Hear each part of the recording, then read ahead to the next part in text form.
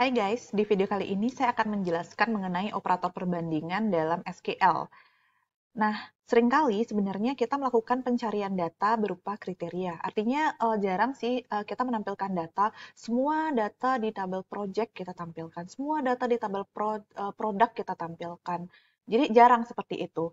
Eh, Rata-rata pencariannya misalnya saya ingin menampilkan produk yang kodenya sekian, atau saya menampilkan produk yang stoknya di bawah 100, misalnya kayak gitu. Jadi ada kriterianya, seperti itu ya.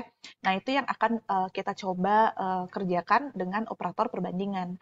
Oke, sebagai informasi, saya di sini menggunakan database Employees DB.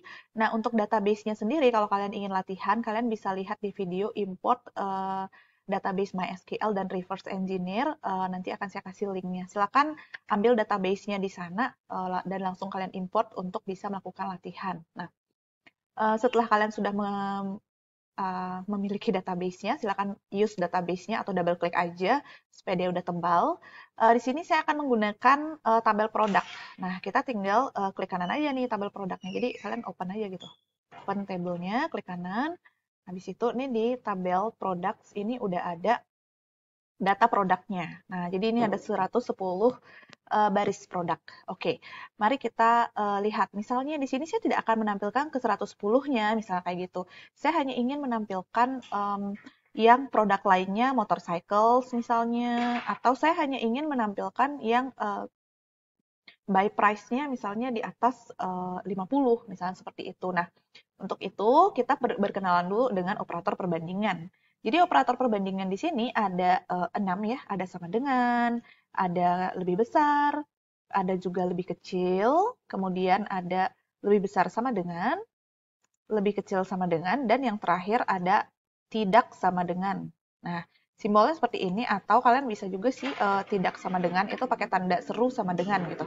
Nah, kalian pasti tahu sih artinya sama dengan ini berarti kita ingin menampilkan yang cocok, yang sesuai. Misalnya yang produk lainnya adalah motorcycles, misalnya seperti itu. Berarti itu pakai sama dengan, karena yang produk lainnya adalah motorcycles. Kemudian yang produk lainnya bukan motorcycles. Bukan itu berarti tidak sama dengan, atau ya ini, tanda seru sama dengan. Itu artinya tidak sama dengan. Nah, untuk field-field yang isinya berupa teks seperti ini, motorcycle, product name, kemudian product vendor, product scale, ini kan dia ini ada titik duanya ya, jadi enggak pure number, ini bukan number ya. Untuk yang teks seperti ini, kita biasanya menggunakan operator sama dengan atau tidak sama dengan, dua operator ini aja. Tapi kalau yang bentuknya berupa number, misalnya quantity in stock, ini kan angka ya, by price, kemudian MSRP ini entahlah apa MSRP ini kan number ya.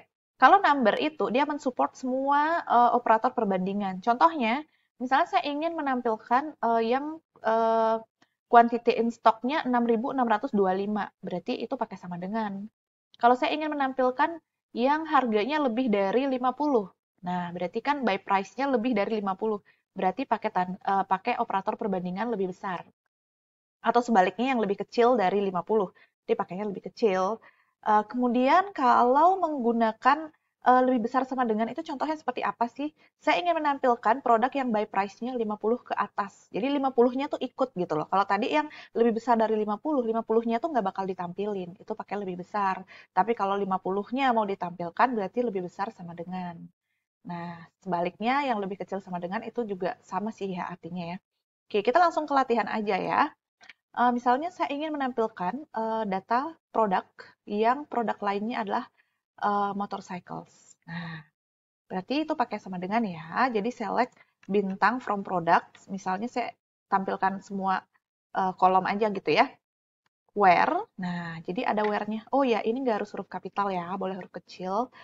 Nah, nama kolomnya adalah product line. Nah, jadi kalian pastikan kalian menulis nama kolomnya itu jangan salah ya. Biasanya dia kalau muncul auto completion kayak gini ya udah tinggal enterin aja, jadi biar nggak salah gitu loh. Motorcycles. Nah, isinya itu berupa tanda petik satu gitu. Motorcycles dia pakai S ya kayaknya.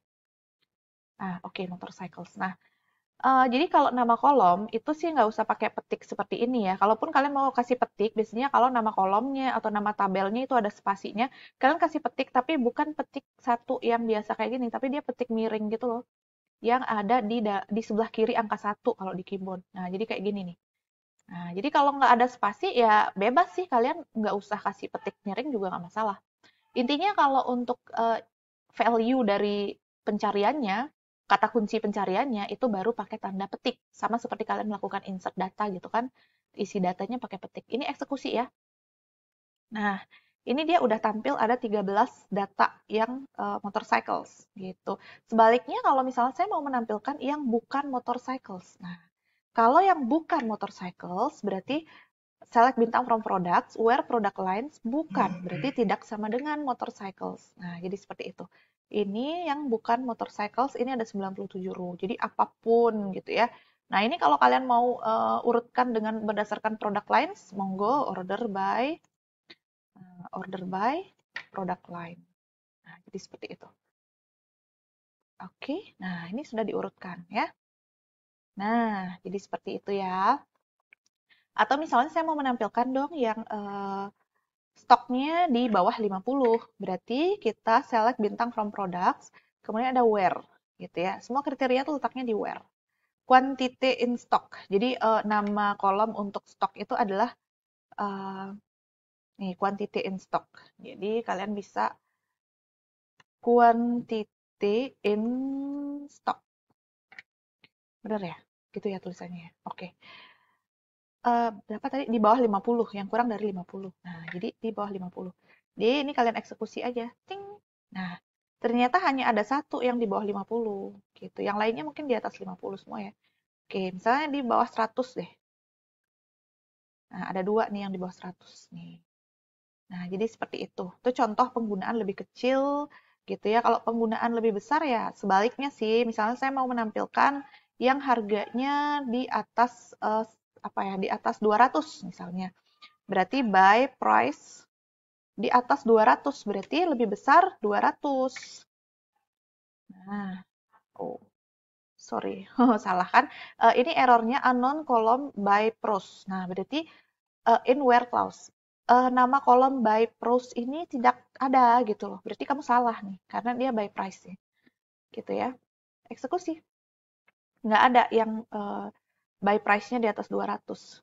Bukan karena SQL-nya salah ya, karena memang nggak ada. Nah, ini yang di atas 100 nih ada ya. Nih, oke. Jadi seperti itu. Itu contoh penggunaan operator perbandingan nih. Oke, misalnya nih, saya ingin contoh misalnya saya ingin menampilkan um, apa ya, yang quantity in stock-nya misalnya itu 5.000 ke atas, 5.000 ke atas. Oke, kata-katanya 5.000 ke atas. Berarti select bintang from products. Jadi where quantity in stock lebih dari sama dengan, nah, karena 5.000 ke atas, jadi 5.000-nya kan ikut dong. Nah, ini kalian eksekusi. Twing. Nah, jadi seperti ini ya. Oke, ini ada 58 rows yang di atas 5.000 quantity in stock-nya. Nah, gitu ya. Pastikan kalau kalian mengeksekusi dengan kursor, dengan petir berkursor gini, pastikan yang di atas-atasnya udah diisi titik koma ya. Kalau enggak nanti pasti error. Gitu, oke. Untuk operator perbandingan, sekian contoh-contohnya ya. Mudah-mudahan ini menambah pemahaman kalian mengenai operator perbandingan ya. Di tutorial berikutnya saya akan menjelaskan mengenai operator logika.